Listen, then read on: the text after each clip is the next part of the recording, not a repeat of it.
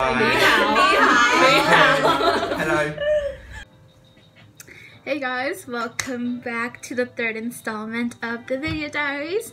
And as you maybe can tell by my header right here, we are going to be talking about the general course and what the classes are like as a general course student, and kind of just the difference between, you know, life at LSE and life in the classes at my home institution in the States. So classes here in London are not necessarily easier and harder than the ones in the States, but they're just different. And one of those differences that I've noticed is that LSE just has fewer contact hours in general. So in the States, say, just for everyone watching this in case you're not American or you're not in, I don't know, university yet. So when it comes to university in the States, we kind of divide it by credits. So my school, you need anywhere from 15 to 21 credits. The average person usually takes around 18 credits, give or take. Find that just the system in general has much fewer contact hours. So for example, I am taking, instead of credits, they do units. So I'm taking 4 unit courses, and 1 unit is equivalent to 4 credits in the American system. So I'm essentially taking 16 credits here, which is kind of like an, you know, an average amount for a university student. And yeah, it's one of those interesting things that the system here at LSE doesn't really give you any homework or any assignments that you have to do for a grade. So all my 4 classes, the final exam is what determines my grade, which is kind of nerve-wracking to think about it. So you have like 1 3-hour exam, and whatever you get on that exam determines your grade for the entire course.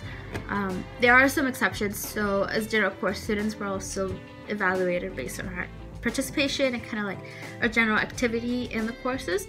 And some classes, like my language course, for example, has some continuous assessments, so we're kind of based and graded on our improvement overall throughout the course. So when it comes to textbooks, this is pretty similar to the States. I'm taking more qualitative courses, so I don't really need like a big like physics textbook. All my readings are essentially online, and the ones that aren't, I just go to the library and check out the book that I need. The only textbook that I really need is this one that's sitting right beside me, and it's just my language course textbook. So I'm taking Mandarin, and you know, I have the workbook, and then there's a textbook that's accompanied with this.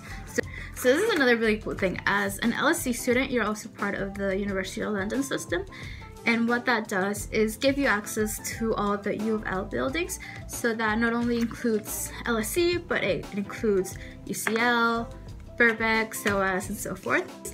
So what I did is that you can check out this, and this is kind of like a reference ticket, and it's just this little orange little slip of paper with a barcode on the back. And what you can do is that I can go to any library that I want, as long as it's a U of L library, and I just swipe this in as I would with my LSE ID just to get into the library, but it gives me access to all the other non-LSE buildings. And you know, since I live so close to the UCL library, if I'm not feeling like my 20-minute walk to campus, I just use this and get to the UCL library. The first class that you're seeing is my Mandarin course, and as you can see, it's a really small class, but I think it's great because you get a lot of more individualized feedback.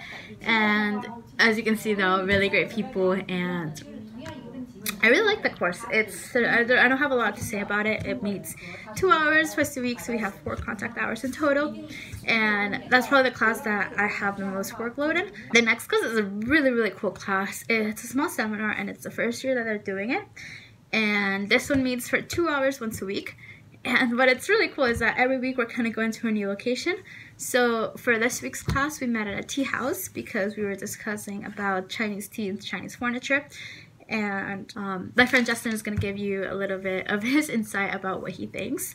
Like a small course, and we can get to go and travel like, to places, for example this tea house, and then we get to talk to actual people that work in a tea shop. Just a little relationship that we can develop with a professor, and like the one-on-one time that we have, and like the in-class discussion that we have, because it's such a small focus group, is so great. Apart from that, the rest of the classes are pretty similar. So this is one example that I tried to take sneakily, and it's one of my lectures followed by one of my classes.